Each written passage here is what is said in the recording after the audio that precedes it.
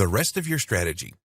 While stories are immensely powerful and have huge potential for marketers, they unfortunately do not work in a vacuum. And more specifically, that is to say that stories on their own are not enough to make a huge impact. That's because a story is only one small part of a much larger social media marketing strategy. And your social media marketing strategy is likewise just one part of a much bigger puzzle that is your internet marketing strategy. In order for stories to work, you need to have that initial following, as well as a good amount of trust and engagement from your audience. This video will quickly go over some of how to go about getting that. Building a following on social media. Have a niche. The first thing you need to do is to ensure that you choose a niche and then stick to it. This is where a lot of people will go wrong, and it's why most general users don't have lots of followers. Think about it logically. Who would you want to follow on Instagram or Facebook? Someone that provides interesting content that appeals to you. If that content is completely random, then you'll find there is no reason to keep coming back. Follow most people, though, and you'll get pictures of their holidays, of their partners, of their pets, and of them doing selfies in the mirror. Unless you know that person, this isn't going to be of much interest to anyone, so choose a topic and stick to it if you want to get followers. Your business is likely to define this topic, so the next challenge is to find a way to take the industry you work in and make that into something interesting and ideally somewhat visual so that you can really sell it from your account. This is where many businesses struggle. If you are a travel writer, then coming up with a great theme for your Instagram account will seem easy. But if you happen to run a business that provides legal consulting, how do you turn that into something people want to follow? The answer is to think about the lifestyle and about the value proposition. In other words, what is it that you are helping people to achieve? As a legal consultant, that will depend on your clientele. If you are marketing to businesses, then that might mean helping people to achieve their dreams and find success. If you are marketing to families, then it might mean helping them to achieve security financially. This then can provide the tone and topic for your photos. Are these images of people doing business, of tips for small companies, or are they images of families and activities for families? Either can work, and from there, the stories will then share a little of your personality and behind the scenes. This is the cherry on top of the cake. Have a strong brand. What's also crucial for your stories, for your social media marketing, and for your marketing as a whole, is to set out with a strong brand. Remember, the big advantage of stories is to let people get to know you more as a brand, to let them feel closer to you and to build trust and engagement. This works a lot more effectively if the brand is something that people can really get behind. Note here the important distinction between a brand and a logo.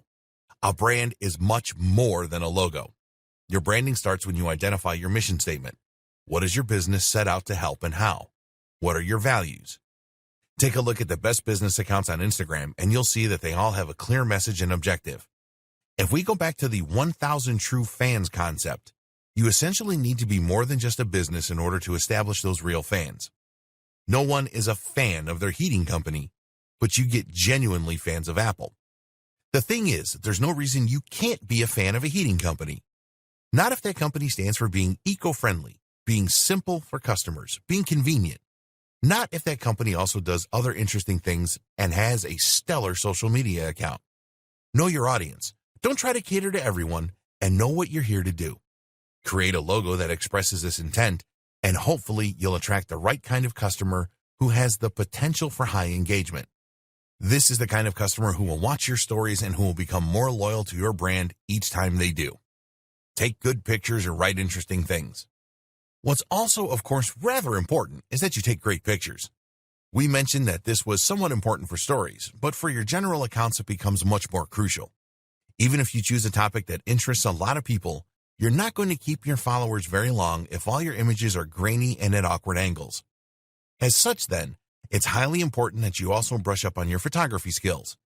This is something that you can learn with a little practice and by reading up online, so put the time in to improve your craft and follow the tips from earlier in this training. The same goes for other forms of social media.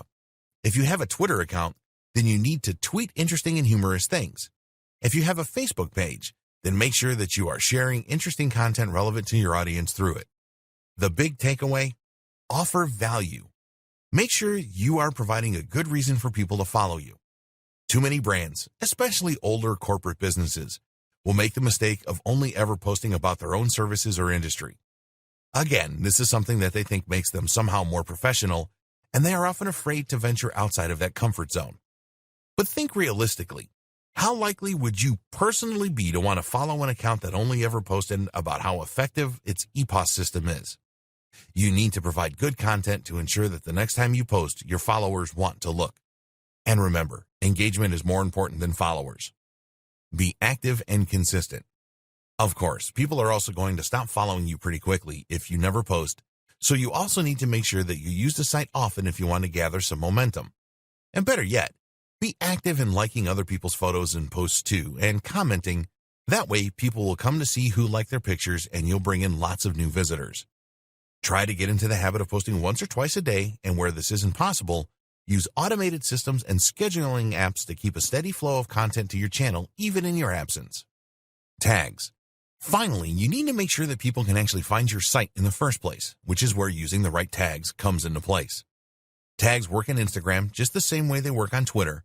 You use a hash next to the word that you think people are going to search for, and then that way people can start browsing by theme. This is similar to picking keywords and key phrases in SEO. You need to choose things that people are likely to look for and which the right people are going to look for. This requires you to think about what's always popular, what's currently in vogue, and also what people are likely to search for within your niche. As we've seen, using tags that aren't too popular is an important tip as well, to ensure that your content doesn't get drowned out right away.